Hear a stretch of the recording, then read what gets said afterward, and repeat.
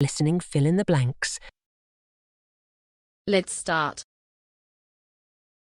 An intellectual advancement, luminous though it may be, does not spontaneously make sure that the change is made from theory to practice, notwithstanding the fact that rockets had been used occasionally for a few hundred folds. They dwelled a comparatively minor artifact of civilization till the 20th century. Colossal attempts, accelerated throughout to world wars, were needed before the technology of ancient rocket engineers could be translated into the actuality of worldly cosmonauts. It is unfamiliar that the rocket was normally disregarded by writers of novels to transport their heroes to puzzling kingdoms beyond the Earth. Yet it has been often used in fireworks displays in China since the 13th century. The reaction principle with the notion of traveling through space to a nearest world.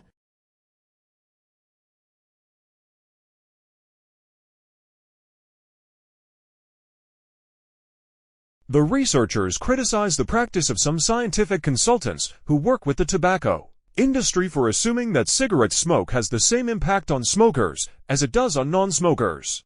They argue that those scientists are underestimating the damage done by passive smoking and, in support of their recent findings, cite some previous research which points to passive smoking as the cause for between 30,000 and 60,000 deaths from heart attacks each year in the United States. This means that passive smoking is the third most preventable cause of death after active smoking and alcohol-related diseases.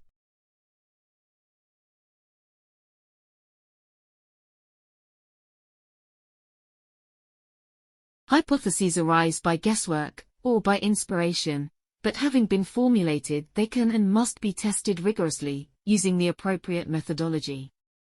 If the predictions you make as a result of deducing certain consequences from your hypothesis are not shown to be correct, then you discard or modify your hypothesis. If the predictions turn out to be correct, then your hypothesis has been supported and may be retained until such time as some further test shows it not to be correct. Once you have arrived at your hypothesis, which is a product of your imagination, you then proceed to a strictly logical and rigorous process, based upon deductive argument, hence the term hypothetico-deductive.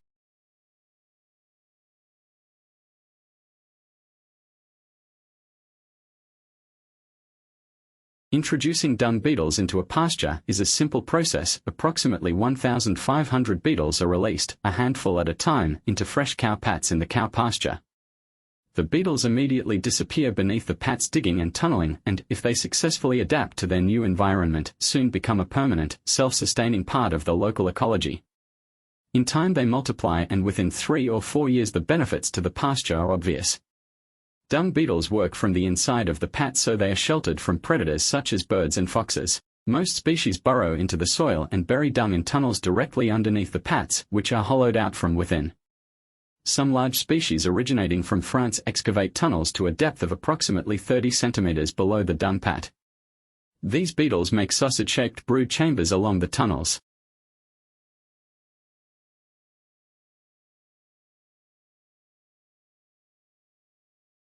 All these activities may have damaging environmental impacts. For example, land clearing for agriculture is the largest single cause of deforestation. Chemical fertilizers and pesticides may contaminate water supplies. More intensive farming and the abandonment of fallow periods tend to exacerbate soil erosion. And the spread of monoculture and use of high-yielding varieties of crops have been accompanied by the disappearance of old varieties of food plants which might have provided some insurance against pests or diseases in future. Soil erosion threatens the productivity of land in both rich and poor countries. The United States, where the most careful measurements have been done, discovered in 1982 that about 1/5 of its farmland is losing topsoil at a rate likely to diminish the soil's productivity. The country subsequently embarked upon a program to convert 11% of its cropped land to meadow or forest. Topsoil in India and China is vanishing much faster than in America.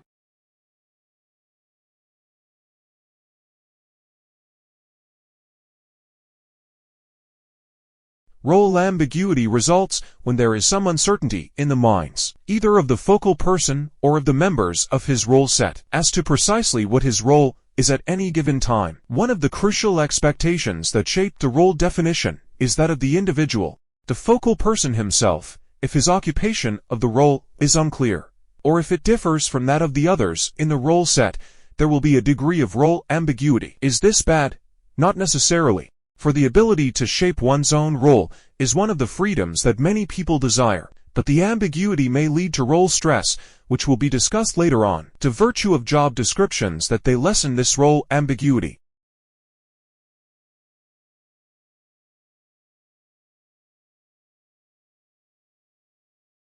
What are utilitarian objects to a Westerner may be prized objects in other cultures, when transformed by local ingenuity, principally for aesthetic value. In the same way, the West imports goods from other peoples and in certain circumstances categorizes them as art. Collections act as an ever-expanding database, nor merely for scholars and anthropologists, but for people involved in a whole range of educational and artistic purposes.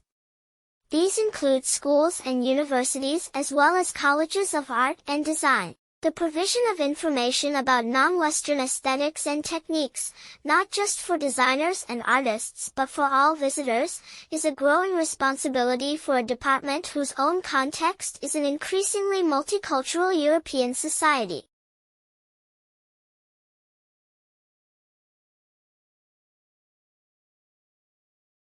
The realization comes none too soon.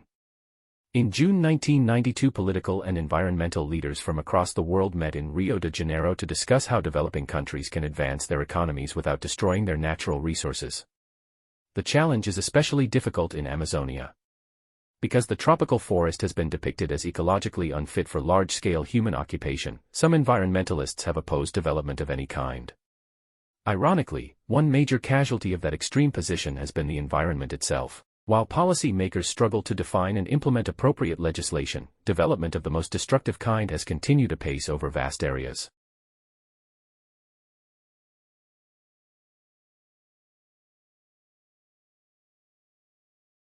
Psychologists have also studied how being cold affects performance. Researchers compared divers working in icy cold water at 5 degrees Celsius with others in water at 20 degrees Celsius, about swimming pool temperature. The colder water made the divers worse at simple arithmetic and other mental tasks. But significantly, their performance was impaired as soon as they were put into the cold water before their bodies had time to cool down. This suggests that the low temperature did not slow down mental functioning directly, but the feeling of cold distracted the divers from their tasks.